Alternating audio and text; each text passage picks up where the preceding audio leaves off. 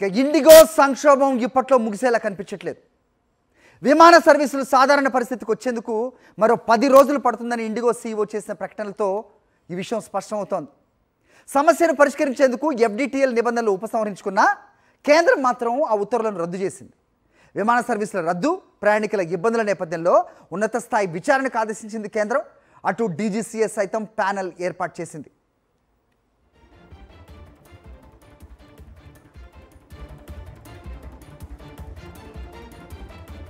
ఒక్క రోజులో 1000కి పైగా ఇండిగో విమానాలు రద్దు కావడంతో ప్రయాణికులు తీవ్ర ఇబ్బందులు ఎదుర్కొంటున్నారు. గమ్యస్థానాలకు చేరుకోలేక ఎయిర్పోర్ట్స్లోనే పడిగాపులు పడుతున్నారు. కేంద్రం నిబంధనలు, ఇండిగో అలసత్వంతోనే ఈ పరిస్థితి తలెత్తిందని ప్రయాణికులు మండిపడుతున్నారు. 5 రోజులుగా సంక్షోభం కొనసాగుతున్నా చక్కదిద్దకపోవటం పట్ల ఫైర్ అవుతున్నారు. వేలాది మంది ప్రయాణికులు ఎయిర్పోర్ట్స్లోనే పడిగాపులు పడుతూ నీళ్లు, తిండి కోసం తిప్పలు పడుతున్నారు.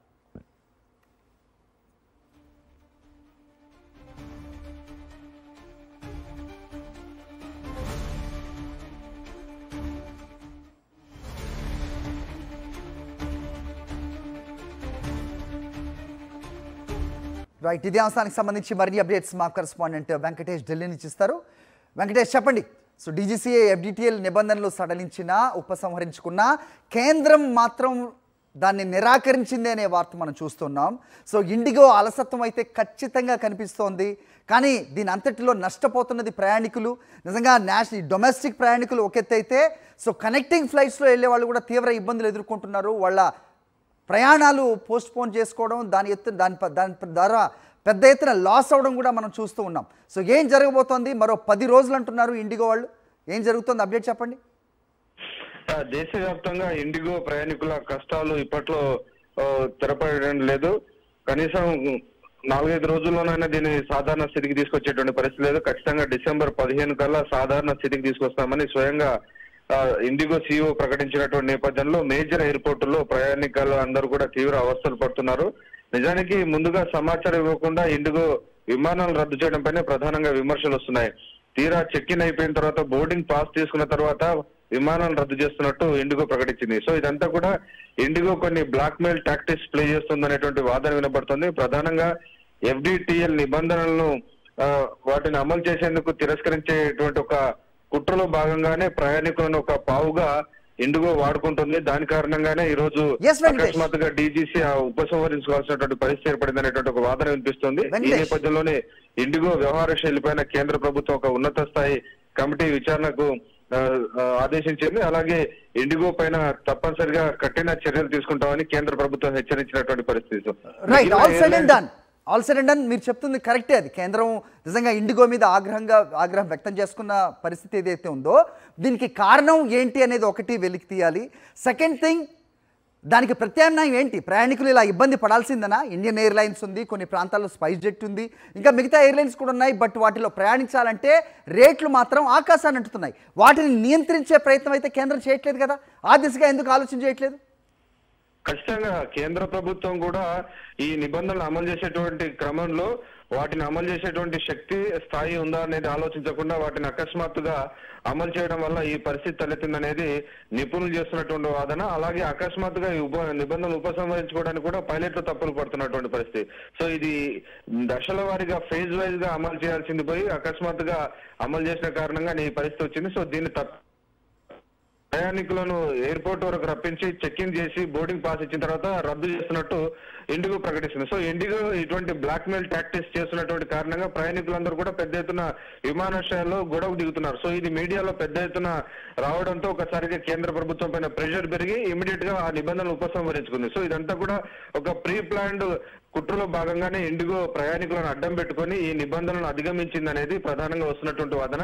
కాబట్టి ఈ అంశం పైన దర్యాప్తు జరుగుతుంది. అలాగే మిగిలినటువంటి మీరు అన్నట్టు ఎయిర్లైన్స్ కూడా పెద్ద ఎత్తున రేట్లు పెంచుతున్నాయి. సో దీన్ని కంట్రోల్ చేయాల్సినటువంటి బాధ్యత డీజీసీ కేంద్ర ప్రభుత్వాన్ని. సో ఈ రెండు కూడా సరైనటువంటి పద్ధతిలో వ్యవహరించని కారణంగా ఈ పరిస్థితి ప్రయాణికులు ఎదుర్కొంటున్నారు. అయితే కేంద్ర ప్రభుత్వం జోక్యం చేసుకోవడంతో ప్రధానంగా ఢిల్లీ విమానాశ్రయంలో నుంచి అయితే కొంత ఆపరేషన్స్ ఈ రోజు మెరుగుపడినట్టు ఢిల్లీ ఎయిర్పోర్ట్ అధికారులు చెప్తున్నారు. సో మిగిలినటువంటి ఎయిర్పోర్టులో మాత్రం పరిస్థితి అలాగే కొనసాగుతుంది.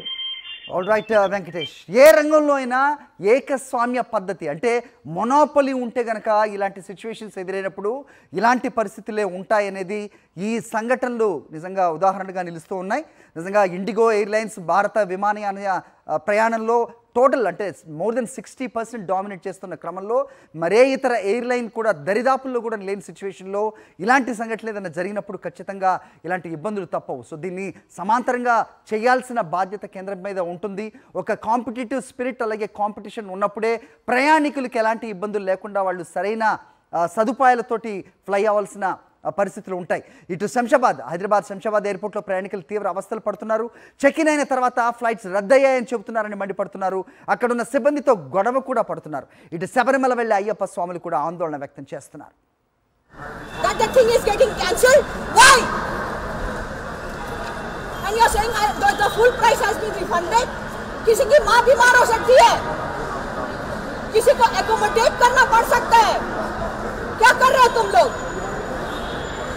कोई कनेक्टिंग फ्लाइट नहीं है. सारे फ्लाइट के चार्जेस अगर जिसको इमरजेंसी हो बुक करने के लिए 60,000 रुपए है. एयरपोर्ट अथॉरिटी क्या कर रहा है? The company. Just I'm telling you, you can sue the company and I've done that in the past. Where Indigo. Right, నిజంగా చూస్తున్నాం ప్రయాణికుల ఆర్తనాదాలు వింటున్నాం. కానీ వాళ్ళ ఎనర్జీ అంతా కూడా వేస్ట్ అని చెప్పాలి. ఎందుకంటే అక్కడ ఉన్న ఇండిగో స్టాఫ్ ఎలాంటి సమాధానం ఇవ్వలేని పరిస్థితి అయితే మనం నిన్నటి నుంచి కూడా చూస్తున్నాం. దీనిపై మరింత సమాచారం మా ప్రతినిధి విక్రమ్ అడిగి తెలుసుకుందాం. విక్రమ్, చెప్పండి. సో గతంలో లాగా విమానంలో ప్రయాణించే వాళ్ళందరూ సంపన్నులు కాదు. Because it has reach to the middle class people also. At the same time అక్కడ ఉండేవాళ్ళు గంటల తరబడి వెయిట్ చేస్తున్నప్పుడు వాళ్ళకి కనీస సదుపాయాలు, నిజంగా ఏదైనా శాండ్విచ్ తిందామన్నా కానీ 500 రూపాయలు అక్కడ ఉంటుంది. అది అందరూ కూడా బేర్ చేయలేరు. సో ఏదన్నా చర్యలు తీసుకుంటున్నారా ప్రయాణికుల సదుపాయం కోసం, వాళ్ళకి అందించాల్సిన సౌకర్యాల కోసం? ఏంటి మీ దగ్గర ఇన్పుట్స్? మనం ప్రస్తుతం శంషాబాద్ ఎయిర్పోర్ట్లో ఉన్నాము. విమానయానంలో వచ్చిన సంక్షోభం కారణంగా ప్రయాణికులు అయితే తీవ్ర ఇబ్బందులు పడుతున్నారు. ప్రస్తుతం మనం శంషాబాద్ ఎయిర్పోర్ట్లో ప్రయాణికులను వారి సమస్యలను అడిగి తెలుసుకునే ప్రయత్నం అయితే చేద్దాం. శంషాబాద్ ఎయిర్పోర్ట్ నుంచి ఎక్కడికి వెళ్ళాలనుకుంటున్నారు, వారి ఇబ్బందులు ఏంటో అడుగుతాం. మీరు ఎక్కడి నుంచి వస్తున్నారు, ఏందమ్మా పరిస్థితి ఇక్కడ? హైదరాబాదేనండి. హైదరాబాద్ నుంచి భువనేశ్వర్ వెళ్దామని అనుకున్నాము, పూరి జగన్నాథ్ దర్శనం కోసమని. అది కాస్త నిన్న 12:35 ఫ్లైట్ ఉండిండే, 9 o'clock వచ్చాము. 9 నుంచి 12:30 వరకు 1 వరకు కూడా మాకు ఫస్ట్ ఆన్ బోర్డ్ అని చెప్పారు, తర్వాతనే క్యాన్సలేషన్ అని చెప్పారు. అది 2 o'clock. ఇప్పుడు మీరు ప్రత్యామ్నాయ ఏర్పాట్లకు సంబంధించి ఏం చెప్తున్నారు? దానికి సంబంధించి టికెట్ రద్దు చేసుకోవడమేనా లేకుంటే మరి వేరే ఏర్పాట్లు? టికెట్ రద్దు చేసుకోవాల్సిన పరిస్థితి వచ్చింది మాకు. ఎందుకంటే నెక్స్ట్ 2-3 days వరకు ఫ్లైట్స్ లేవంటున్నారు. వేరే ఫ్లైట్ కి ఏదైనా ఉంది ఛాన్సెస్ ఉంటే దాన్ని అడ్జస్ట్ చేయమని చెప్పాను. అడిగాము కూడా, ఎన్ని రకాలుగా అడిగాము, వాళ్ళకి ఏ ఫ్లైట్స్ లేవు. మేము 1 month బ్యాక్ బుక్ చేసాం టికెట్, పూరి జగన్నాథ్ వెళ్దామని. అక్కడ అకామిడేషన్ కూడా బుక్ చేసాము. పర్ డే 4,000 రూపీస్ రెంట్ లాగా బుక్ చేసాం 4 days కోసం అని. ఇప్పుడేమో ఇట్లా పరిస్థితి వచ్చింది. నిన్న వస్తే వెయిట్ చేయండి, మేము వేరే ఫ్లైట్ అరేంజ్ చేస్తాం, ఆల్టర్నేట్ ఫ్లైట్ అరేంజ్ చేస్తామన్నారు. లాస్ట్ ఒక ఆల్టర్నేట్ ఫ్లైట్ ఏం అరేంజ్ చేయలేదు. ఈరోజు మధ్యాహ్నం 12 o'clock ఫ్లైట్ అన్నారు. హోటల్ పోయినాము. హోటల్ పోయినాక మెసేజ్ పెట్టిండ్రు 10:30కి ఫ్లైట్ క్యాన్సల్డ్ అని చెప్పి పెట్టిండ్రు. మళ్ళీ ఇక్కడ వచ్చి అడిగితే వాళ్ళు ఫ్లైట్ క్యాన్సల్, 3 రోజుల దాకా ఫ్లైట్లు లేవంటున్నారు. ఇప్పుడు మేము return train tickets journey book చేసాము. హోటల్ అంతా పోయింది, అంత పరిశాన్ ఆఫీస్లో లీవ్ పెట్టేసి వచ్చాము. ఇప్పుడు ఇయర్ ఎండింగ్ అని చెప్పి చూసుకోవచ్చు. ఆఫీసులకు సెలవులు పెట్టి యాత్రకని పూరి యాత్రకు వెళ్దామని బయలుదేరిన సందర్భంలో విమానాలన్నీ కూడా రద్దు కావడంతో తీవ్ర ఇబ్బందులు పడుతున్నాము. అక్కడ పూరి జగన్నాథ్ వెళ్లేందుకు అక్కడ కూడా పూర్తి స్థాయి హోటల్స్లో రూమ్స్ కూడా బుక్ చేసుకున్నాము, దర్శనం బుక్ చేసుకున్నాము. చివరికి ఫ్లైట్ రద్దు కావడంతో తమ పర్యటనను కూడా రద్దు చేసుకోవాల్సి వస్తుంది, తమ టూర్ను కూడా రద్దు చేసుకోవాల్సి వస్తుంది. ఇయర్ ఎండ్లో టూర్ వెళ్దామనుకున్న ప్రయాణికులంతా కూడా, పర్యాటకులంతా కూడా ఇబ్బందులు పడాల్సిన పరిస్థితి ఏర్పడిందని చెప్తున్నారు. మనం చూసుకోవచ్చు, టికెట్ను కూడా చూపించే ప్రయత్నం చేస్తున్నారు. క్యాన్సిలేషన్కి సంబంధించి ఇగో పూరి జగన్నాథునికి సంబంధించిన టెంపుల్లో దర్శనానికి సంబంధించి కూడా వారు బుక్ చేసుకున్న పరిస్థితి ఉంది. అకామిడేషన్ కూడా బుక్ చేసుకున్నాము, అయినప్పటికీ కూడా ఇబ్బందులు పడుతున్నామని చెప్పి ప్రయాణికులు అయితే చెప్తున్న పరిస్థితి అయితే ఉంది. ఈ ఇయర్ ఎండ్ కావడంతో పర్యాటకులు వివిధ ప్రాంతాలకు వెళ్తుంటారు. హైదరాబాద్తో పాటు వివిధ ప్రాంతాలకు వెళ్తుంటారు. ఒకవైపు అయ్యప్ప స్వాములు త్రివేంద్రం వెళ్ళి అక్కడ నుంచి నేరుగా శబరిమల దర్శనానికి వెళ్తుంటారు. మరోవైపు లక్షలాది మంది ప్రయాణికులు ప్రతినిత్యం కూడా శంషాబాద్ ఎయిర్పోర్ట్ నుంచి వెళ్తుంటారు. అయితే విమానాల రద్దుతో ఇండిగోలో వచ్చిన సంక్షోభం కారణంగా పూర్తిగా ప్రయాణికులు అయితే ఇబ్బందులు పడాల్సిన పరిస్థితులు అయితే ఏర్పడ్డాయి. వీడియో జర్నలిస్ట్ మహేష్తో విక్రమ్, సాక్షి టీవీ, హైదరాబాద్. అయితే ఒక బస్సు మిస్ అయితే మరో బస్సు ఎక్కుతాం, ఓ ట్రైన్ మిస్ అయితే మరో ట్రైన్ అందుకుంటాం. మరి విమానాల్లో ఇది సాధ్యం కాదా? సాధ్యమే, కాకపోతే విమానాల్లో ఆప్షన్స్ తక్కువ. ఒక విమానం క్యాన్సిల్ అయిందంటే ఆ ప్రభావం కనీసం 5 విమానాలపై పడుతుంది అనేది ఓ అంచనా. ఈ లెక్కన శుక్రవారం ఒక్కరోజే 1000కి పైగా విమాన సర్వీసుల్ని ఇండిగో రద్దు చేసిందంటే మరి ఆ ప్రభావం ఏ స్థాయిలో ఉందో ఊహించుకోవచ్చు. ఇంకా చెప్పాలంటే గడిచిన 4 రోజులుగా విమాన సర్వీసులు రద్దవుతూనే ఉన్నాయి. దీంతో దేశీయ విమాన ప్రయాణాల్లో పెద్ద కుదుపు వచ్చింది. ఎయిర్పోర్ట్స్, బస్ స్టాండ్లు తలపించాయి. ఎక్కడ చూసిన ప్రయాణికుల పడిగాపులు, నేలపైన నిద్రపోవటం, ఏది దొరికితే అది తినటం, ఇలా నరకం చూస్తున్నారు ప్రయాణికులు. అసలు ఎందుకు ఇంత కొరత ఏర్పడింది? ఇండిగో సర్వీసుల్ని ఎందుకు రద్దు చేస్తోంది? దేశంలో ఎన్ని విమానయాన సంస్థలు ఉన్నాయి? ఆ సంస్థలకు ఎన్ని విమానాలు ఉన్నాయి? What's this?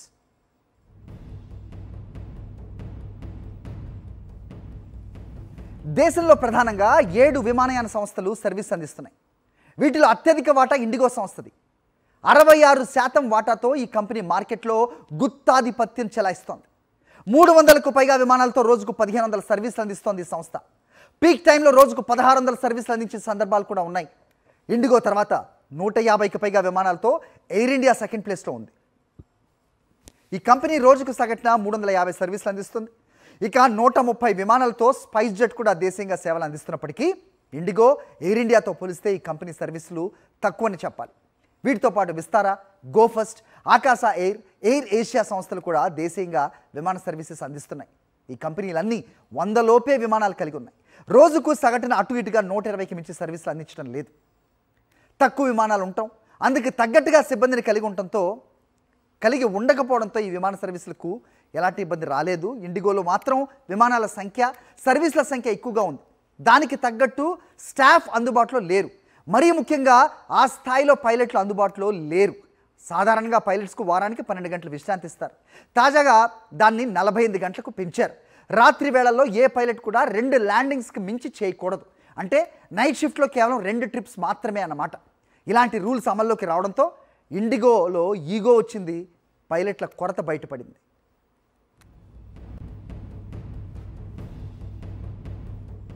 మరి ఇండిగోకి వచ్చిన సమస్య మిగతా కంపెనీలకు ఎందుకు రాలేదు?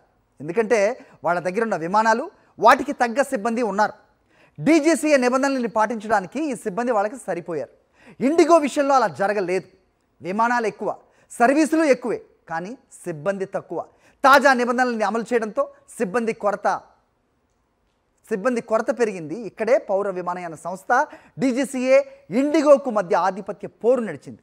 డీజీసీఏ ప్రవేశపెట్టిన నిబంధనల్ని తామెందుకు అనుసరించాలనే నిర్లక్ష్య వైఖరిని ఇండిగో ప్రదర్శించింది. అదే టైంలో ఇలాంటి సమస్య ఎదురు కావచ్చనే హెచ్చరికల్ని డీజీసీఏ కూడా పట్టించుకోలేదు. ఫలితంగా వేల మంది ప్రయాణికులు అష్ట కష్టాలు పడుతున్నారు. ఇది కేవలం భారతదేశంలోనే కాదు, ప్రపంచవ్యాప్తంగా కూడా ఒక హెడ్లైన్లో చెబుతున్నారు ఇండియన్ ఎయిర్లైన్స్ పరిస్థితి ఏ రకంగా ఉంది అనేది. ఒకరిది గుత్తాధిపత్యం, మరొకరిది నిర్లక్ష్యం. దాని ఫలితాలు ప్రయాణికులు అనుభవిస్తున్నారు.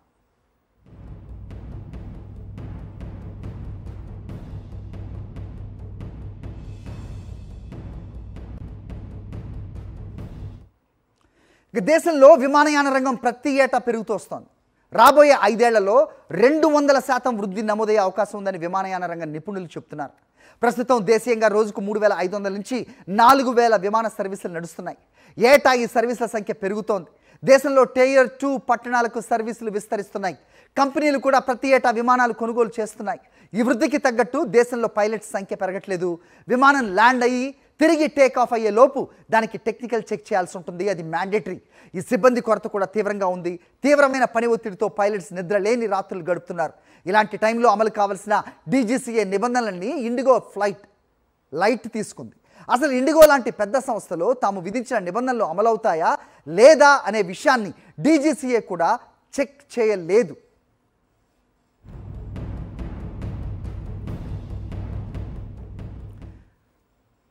ప్రస్తుతం దేశంలో టూరిజం సీజన్ నడుస్తోంది. చాలామంది టూర్స్ ప్లాన్ చేసుకున్నారు. మరోవైపు టెంపుల్ టూరిజం కూడా జోరుగా సాగుతోంది. ఇంకోవైపు పెళ్లిళ్ల సీజన్. ఇలాంటి బిజీ టైంలో ఇండిగో వ్యవహరించిన తీరుపై సర్వత్రా విమర్శలు వ్యక్తమవుతున్నాయి. నిబంధనలను లైట్ తీసుకున్నామని క్షమించాలని సదరు సంస్థ ప్రకటించినప్పటికీ ఇప్పటికీ జరగాల్సిన నష్టం జరిగిపోయింది. ఓ రంగంలో గుత్తాధిపత్యం ఎంత ప్రమాదకరమో తాజా ఘటన తెలియచేస్తోంది. 66% వాటా కలిగిన ఇండిగో సేవల్ని రద్దు చేయడంతో ఆ ప్రభావం ఏకంగా విమానయాన రంగంపై పడింది. అటు డీజీసీఏ కూడా నిర్లక్ష్యంగా వ్యవహరించిందనే విమర్శలు వెల్లువెత్తుతున్నాయి. వేల సర్వీసులను ఇండిగో రద్దు చేయడంతో ఆ ప్రభావం ఇతర విమానయాన కంపెనీలపై పడింది. ఎయిర్లైన్స్లో టికెట్ దొరకని పరిస్థితి. దీన్ని అదనుగా తీసుకుని ఇతర విమానయాన సంస్థలు టికెట్ రేట్లను భారీగా పెంచేశాయి. కొన్ని సంస్థల్లో టికెట్ ధరలు ₹1,00,000 సైతం తాకాయి.